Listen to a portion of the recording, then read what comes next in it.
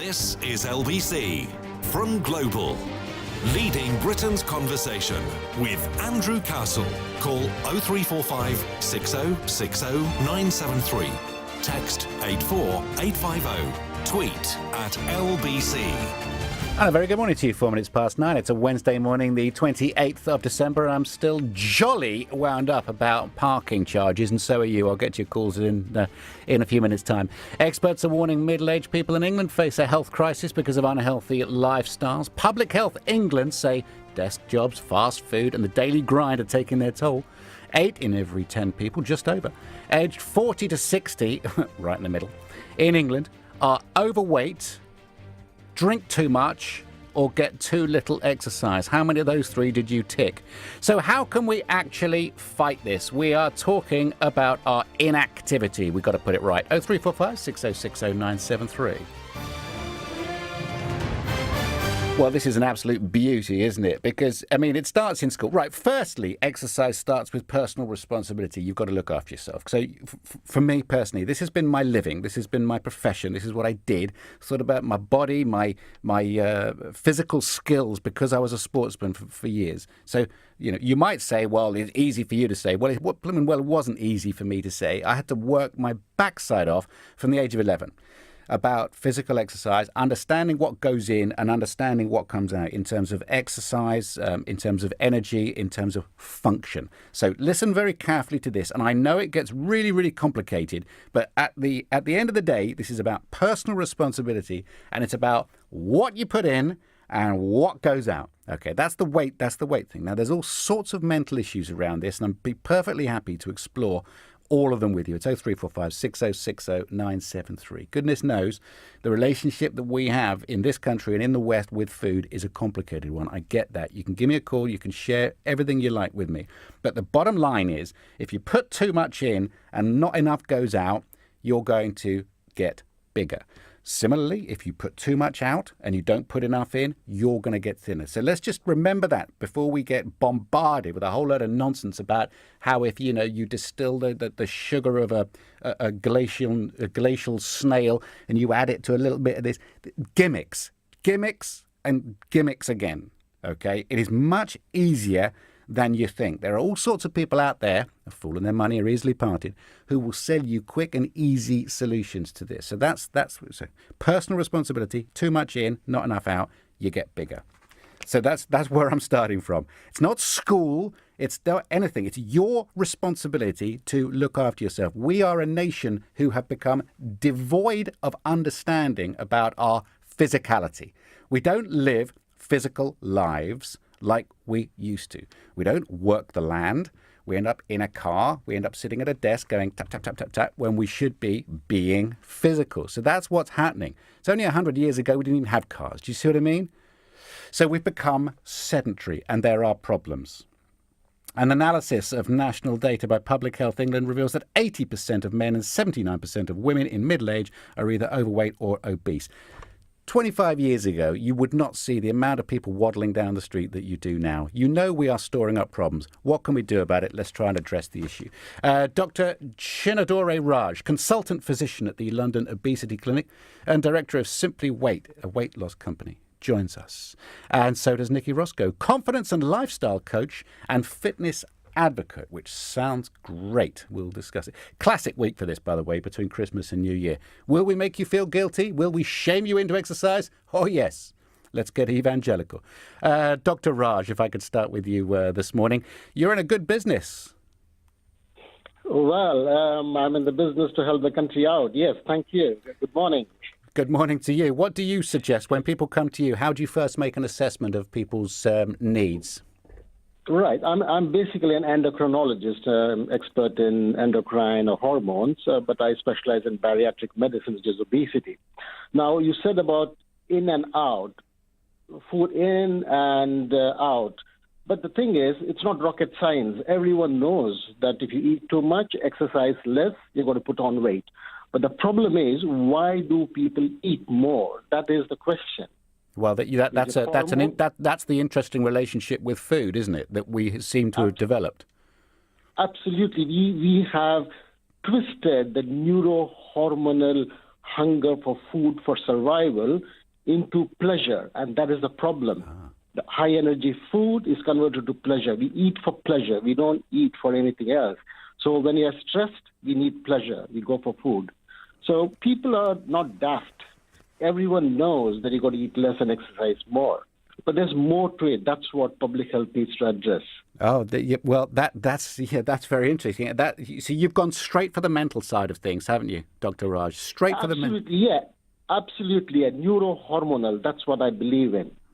I don't blame my patients. I empathize with them. Yes, no, I completely understand. Well, I'm sure you're sending out a message which people will relate to. 0345 6060 973. How much validity do you hear in that argument? Back to you in a second, Dr. Nicci Roscoe is a confidence and lifestyle coach and a fitness advocate, and therefore I like her very much. Hello, Nicci. Hello, Andrew. Good morning. Happy Christmas to you. And happy Christmas to you as well. You sound very upbeat. Have you been stretching this morning? Okay, yeah, I've been stretching. I've been for a great walk with my dog already this morning, and I haven't let anything get in the way, even all the indulgence over Christmas, which I can really understand that everybody does, because, Christmas time is a great time to eat, right? God, it's everywhere. It's everywhere. For everybody. Yeah. I was listening to what you were saying before. It's your responsibility to take care of yourself. And yes, it is. But sometimes we can find it really challenging because if things aren't going our way, we're not feeling great about ourselves, we're stressed, we've got loads going on at work, so we're sitting at our desk all the time.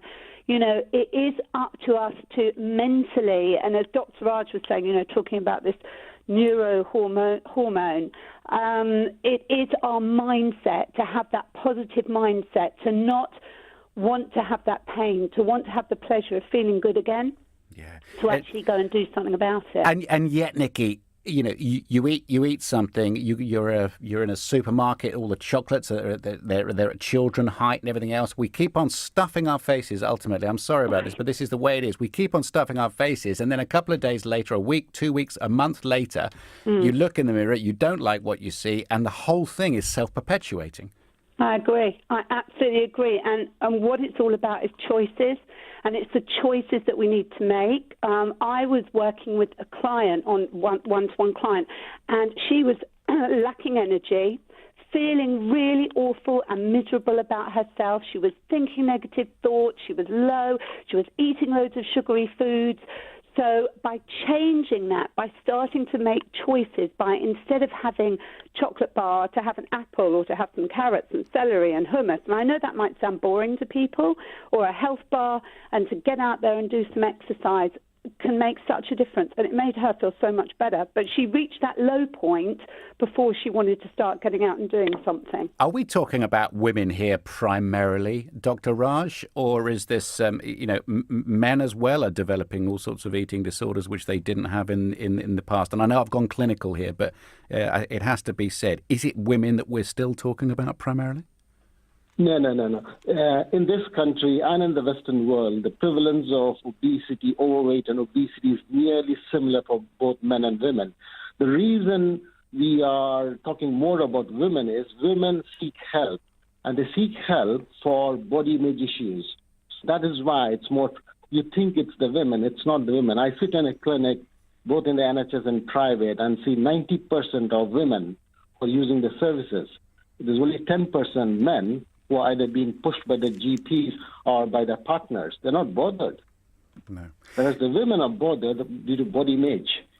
Dr. Raj, thank you. Nicci, I don't understand where physical education has been lost. Is it just about league tables now? Is education just about maths, English and biology? Physical education, the understanding of a body, not just how it works, the biology of it, but the actual functioning of your own body. We have become divorced from our own bodies. Yeah, I do believe that people are going into schools, in fact I have done myself, to go and talk to children of all ages and teenagers, to talk to them about the importance of exercise and doing more and eating a lot better. But I do think that, yes, we have become a lot more sedentary in this country. People have relaxed on the exercise. They are eating more. The children really need to see and hear more about eating healthily and to have those choices even more that they're doing now, because rather than coming home and having chips, to have something completely different. Yeah, to completely. have a baked potato, to have more vegetables, to be encouraged not to eat so many sugary snacks. That's boring though, Nicci. It is, but it can be made to be a bit more exciting.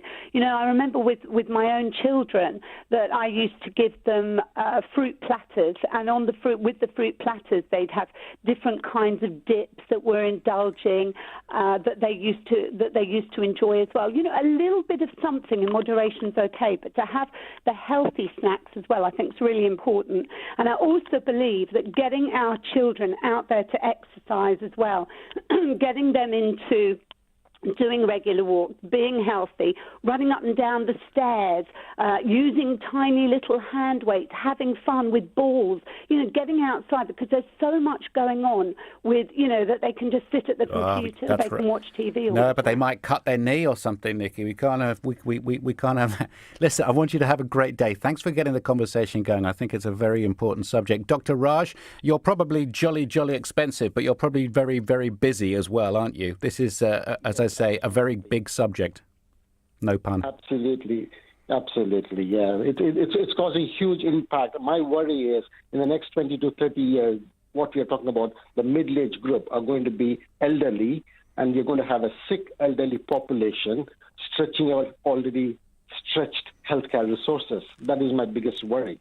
Dr. Chinadore Raj, talking about exercise, talking about obesity, and talking about the connection between our physical selves and our mental health. We're talking about endorphins, about feeling good. We're talking about understanding your strengths and your weaknesses. And what would we do about it in school? Virtually nothing. PE teachers go absolutely mad trying to get physical education further up the agenda. I think that's one area that we should address as we look at the headline in the Times today. Middle-aged in denial over alcohol and weight. No question about that. And I will tell you in just a couple of minutes' time, how much exercise do Public Health England advise that we should take in order to remain healthy? I think you'll be surprised.